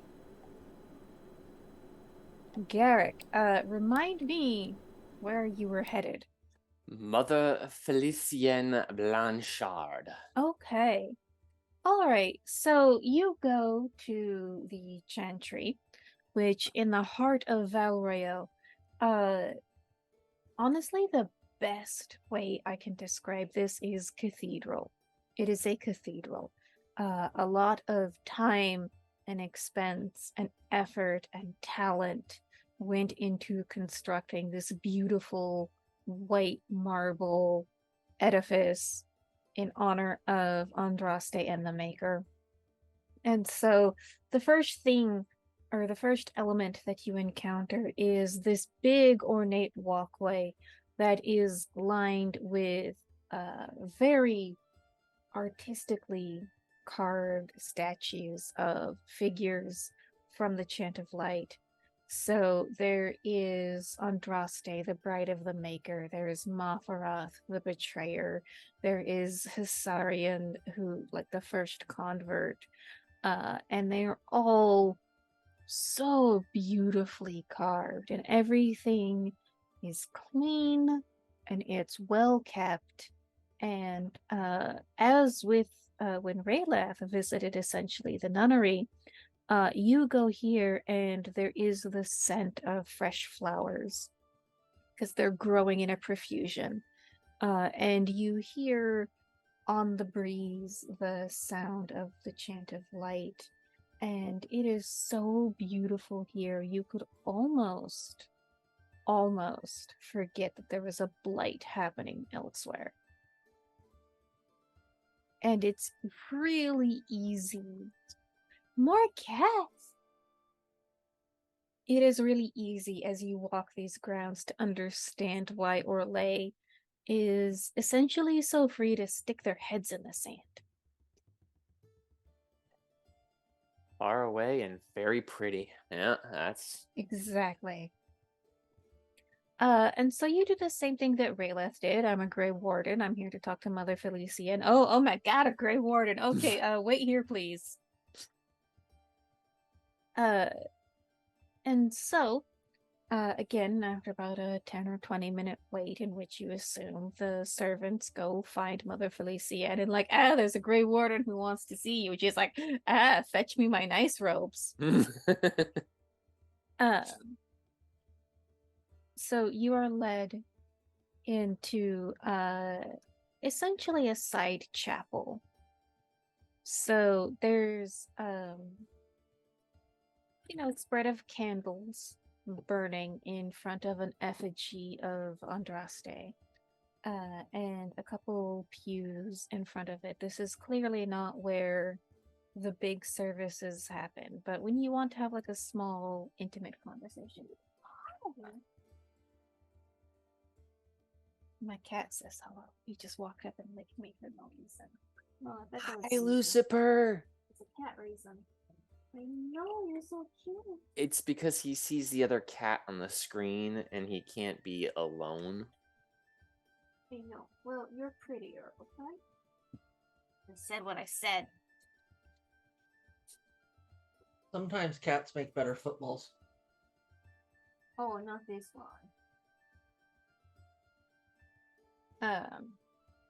Okay, so, and you see Mother Felician. She is an older woman. So she is You would assume late 50s to early 60s. So she's got some gray hair that she has very modestly pinned up, and she is wearing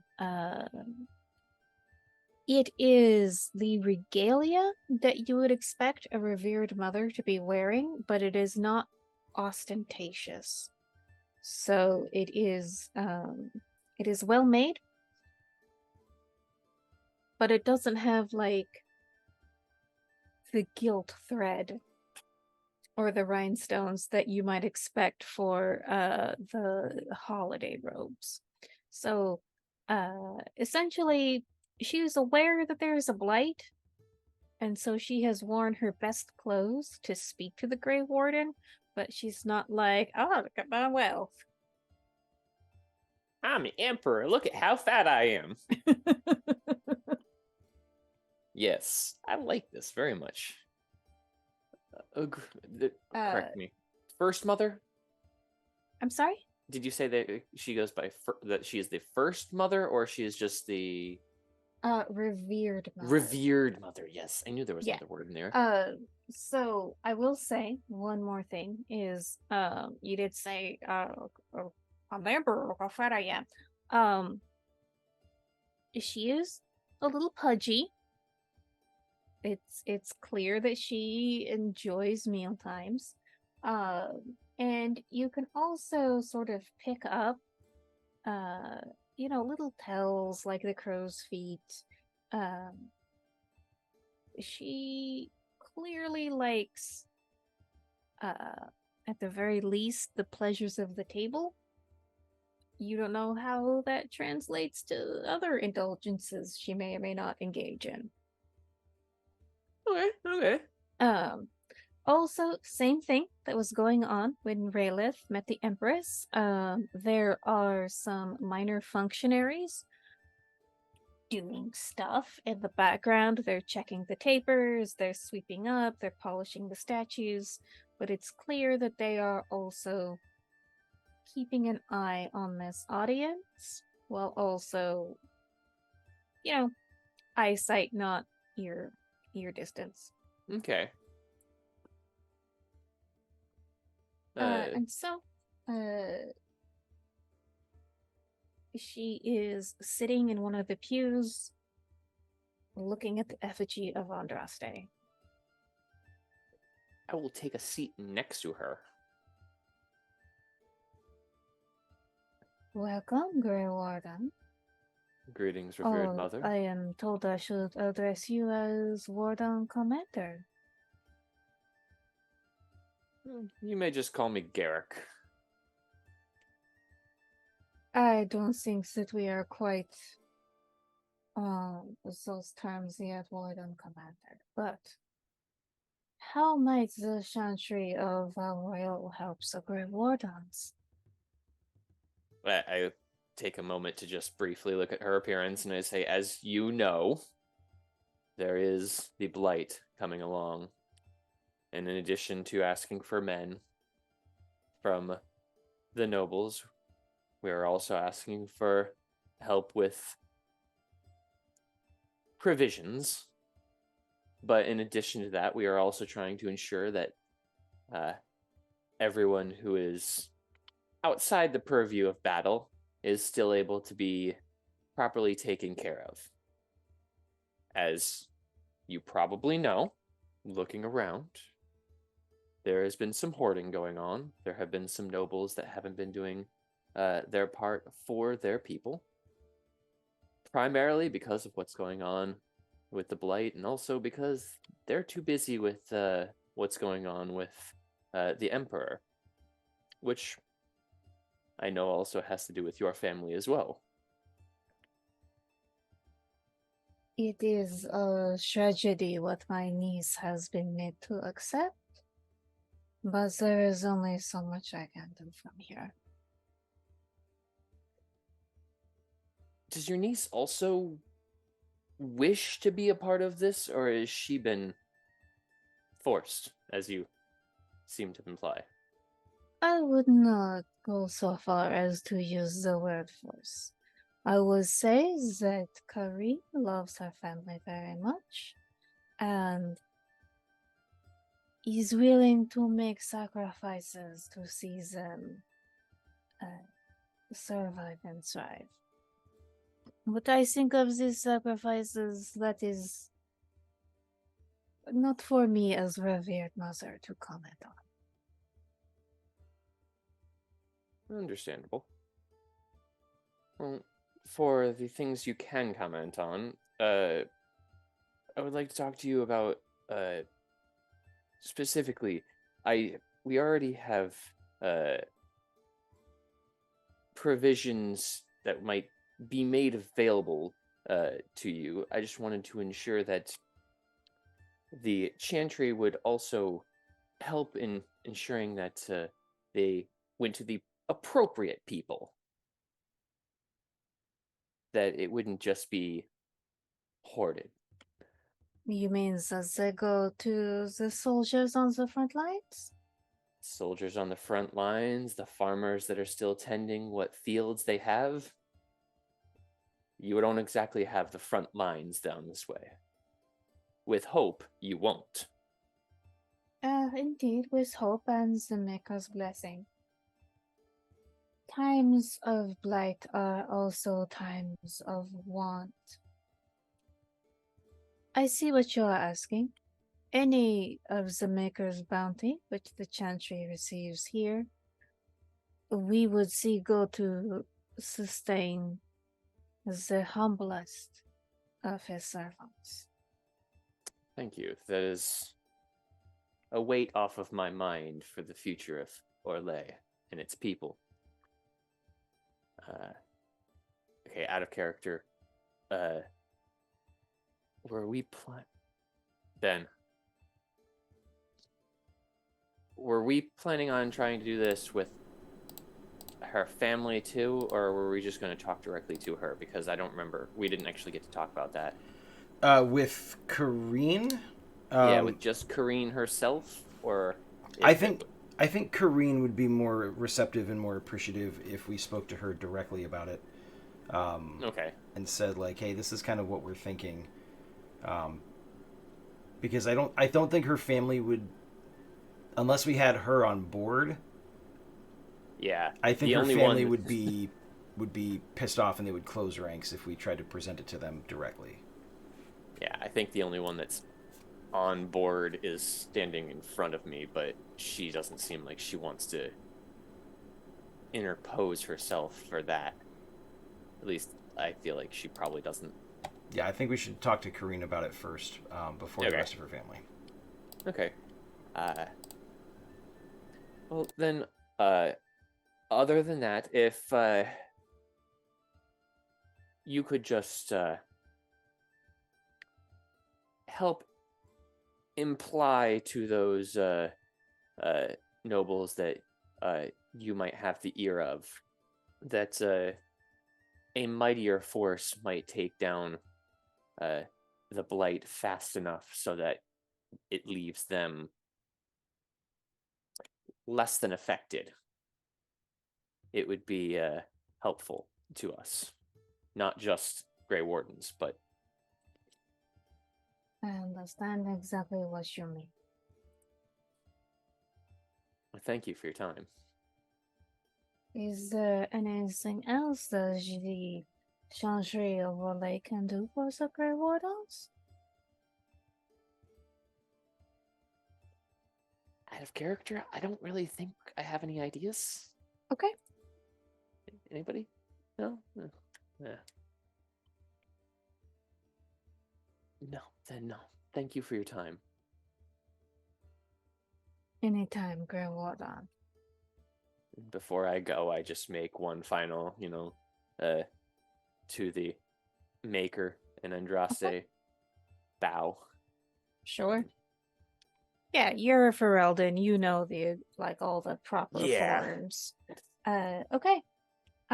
So I suppose the next logical moment is for all of you to convene at the quarters that you've been given at the palace.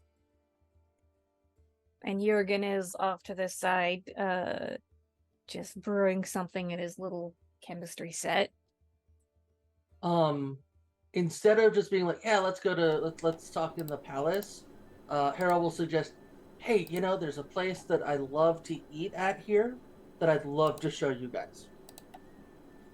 Okay, sure. Yeah, you can meet at a tavern or like I mean they essentially had taco stands at medieval times. They weren't tacos, Ooh. but close enough. Something delicious wrapped in a bread product.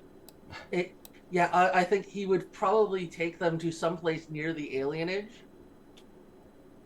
But those little holes in the wall that like anybody who isn't from a neighborhood would never think twice about, but everybody who lives there knows is like the best stuff, one of the best places to eat in town.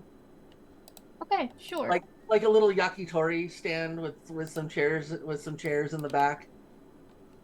All right, absolutely. Okay, so you show up here, uh, uh, much more confident of not being eavesdropped on. But go ahead and give me a round of perception rolls, please. The difficulty here will be 17.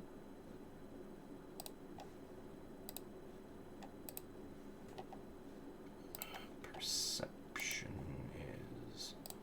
Yeah, I need to boost that. Nope. You said perception. No bonuses Yes, there. please. Oh, come on. You mean an 8 doesn't do it? 11 Nope, with sorry. 2 stunt points. No. That ain't a 17. Would I mean, would any of you? How would you guys feel about me using using the benevolence to roll again? I am fine with it. I will. The one thing I'll point is I think I have slightly higher, but that optimization isn't the only thing that matters here. Do we Yeah. re-roll? Do we re-roll or do we just roll an extra die? with the benevolence, you roll an extra d6. So Okay. essentially, Rayleth is the only person who, fingers crossed, can Yeah. get to 17. Yes. Eight, Got a 1 in 6 chance, sir. what is it? 18.33? I will say. Do we want to? Do we want to spend the benevolence on that? I'll say this. Even if you try and fail because it was a benevolence. Ranger Eric, we got another benevolence. Yes. Hey, hello, Ranger Heck Eric. yeah, thank you. Actually, give us Actually, we 2 got 2. benevolence. Oh, nice. Ranger Eric is a VIP for this. All right. Well, because he self-generates enough malevolence when he is running Dune. Gotcha. All right, so we got 3 benevolences. I'm gonna go ahead and use one. Okay. All right. All right, go ahead. And I'm re-rolling a die or I'm rolling and adding an additional? Rolling an extra. Rolling an extra. Okay, when Eric runs Doom. Oh, it's come on. Ah. It was a 1. Okay, so now we gotta. So you can use another. Yep.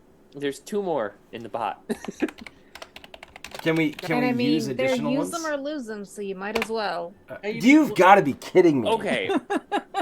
Somebody And else roll the d6. I'm rolling your final Somebody D6. else roll the d6. Okay. Chance, 50-50 chance. There we go. Okay, all right. Perfect. Okay. That's all you That's- needed. It was All right. perfect. I'm imagining the way this manifests is like, we sit there, Harold's like, that's fine. Derek's like, I'm not the one who looks. And Rayla's like, I am really uncomfortable here. This is not okay. It's not so much that Rayla's uncomfortable in this setting. Rayleth just knows that there's a lot of stuff going on that, like, they're meddling in things that are so far above their general, like echelon of society that it's just not worth. You're the only one who's been having active conversation with like multiple people at the highest levels of the court who are living life and death situations. All right, so Rayleth. I will say, Thank you, because Ranger Eric. Rayleth has traveled a lot and been in a lot of situations, normally a Norwegian would walk into this place and just sort of know, oh, okay, that's important, that's not important. But this isn't you, so you look at everywhere thinking everything is important. And in one of the corners that a Norwegian would think not important, you see someone, and it takes you a little bit, because those were some die rolls. buddies, you're like, where do I know that person? Oh, that's Emmet. Oh, The the minstrel. Yes. Minstrel. Just sort of chilling in a corner, has a drink in front of them. Uh, but clearly focused on your group.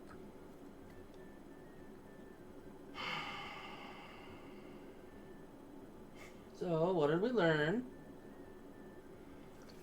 Well, clearly um, the local musical talent is scoping us out, Huh? and I'll Wait, Harold's about to look and is like, wait. be like, "Don't look." I'm going to point in a direction. I don't want you to look immediately. And with my, I'm gonna basically sit so that my back is to her, and I'm Okay. basically gonna do the thing where I'm like, I hide my hand, Like look over my shoulder. yeah, if you look over my shoulder on the left towards the back, there's a lady wearing a whatever outfit, and I'm pretty sure that's the sister of the two minstrels that we've Yeah, and once seen. Braylith points it out, the other two of you can see. Yep, they're assassins and spies and musicians. Well, we don't know that for certain, but It- I'm willing to say you are correct, with the caveat that we are not 100%. It's not been proven yet. I get it. I'm just telling you, it is not uncommon around here for people in that profession to be at least one, if not both, of the other things. Oh no, I 100% am aware of that. I'm just saying we have not confirmed definitively that she is. But I'm willing to say that you are correct in this matter because I'm willing to take that leap and assume.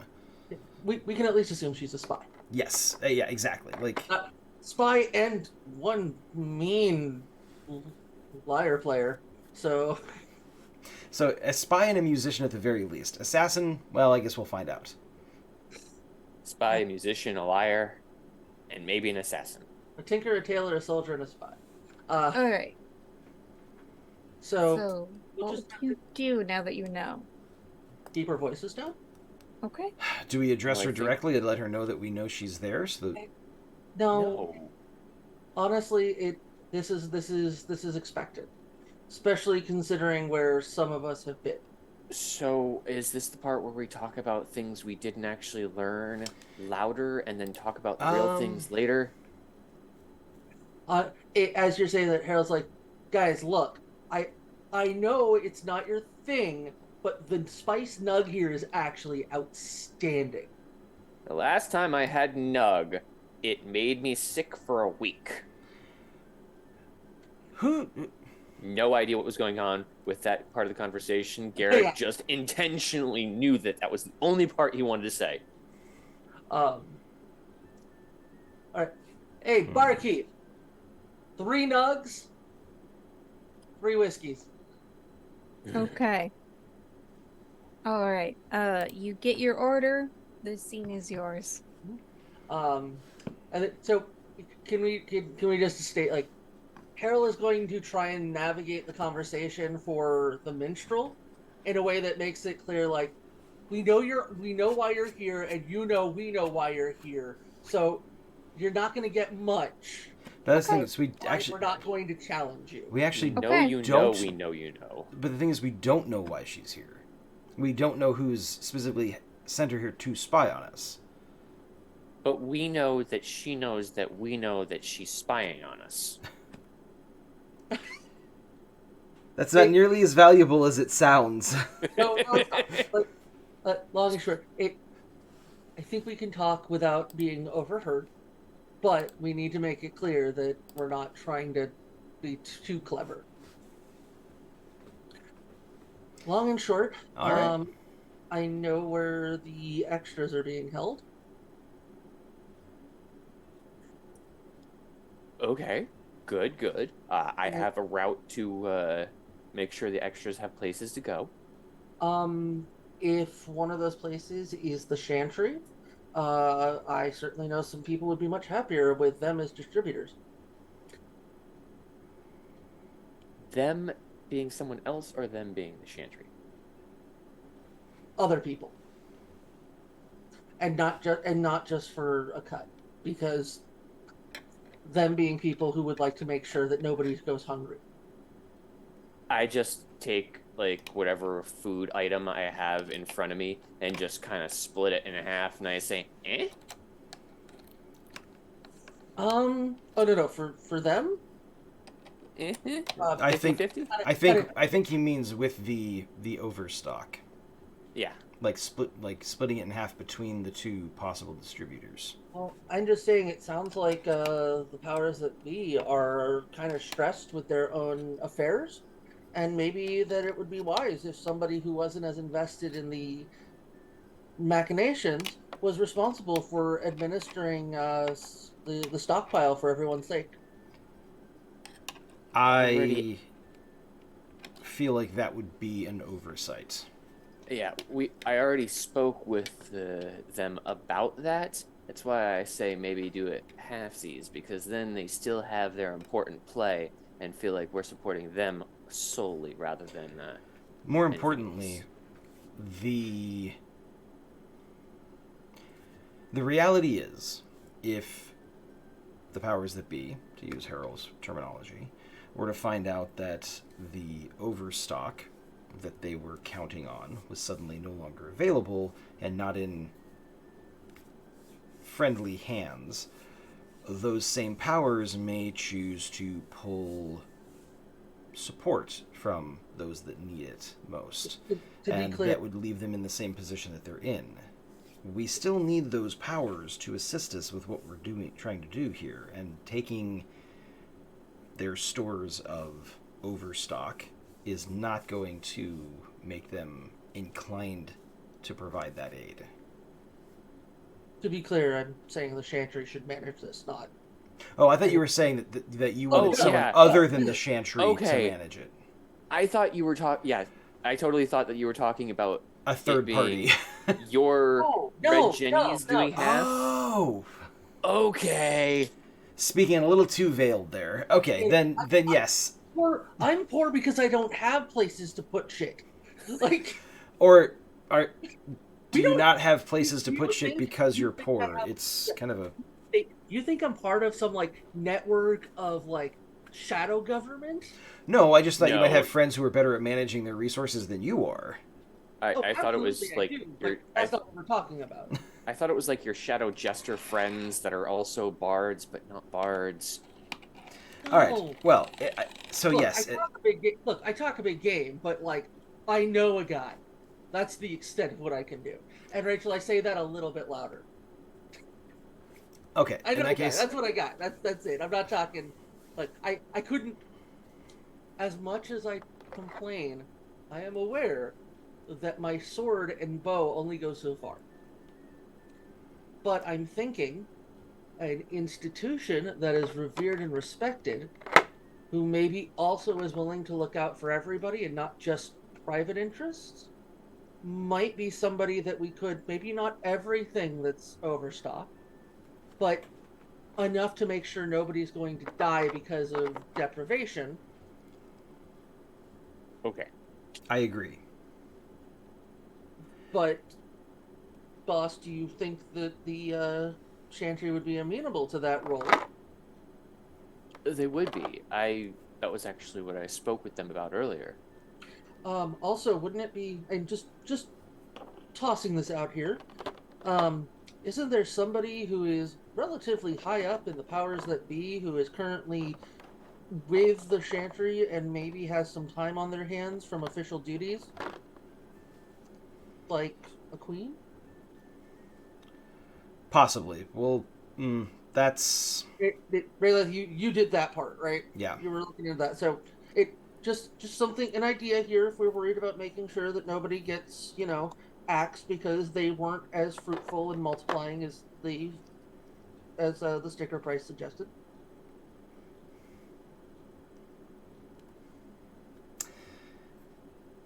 So that's what I got. It's a good facet to keep in mind. That may not May not prove to be the case forever, but we'll have to see how things pan out. But yes, you're right. There is someone in the Chantry that will, at the very least, be likely more amenable to assisting us than a complete stranger. So, Rachel, an aside, would would Emmett happen to have a cloak or some other outer garment that is not currently on? She is wearing her cloak. But That it's like, is why it was difficult enough to spot okay, her. so it's up, not down? Yeah. Okay. Okay, well, I might have to wait for an opportunity then. Okay, well, so that opportunity is gonna have to come next week, because we are at time for today's show. Running a little short. Sorry about that. We had to start a little bit late. But everybody stick around because in an hour we have the finale for Curse of Strahd. I think the plan is to try and redeem Strahd. Is the plan? we are trying to.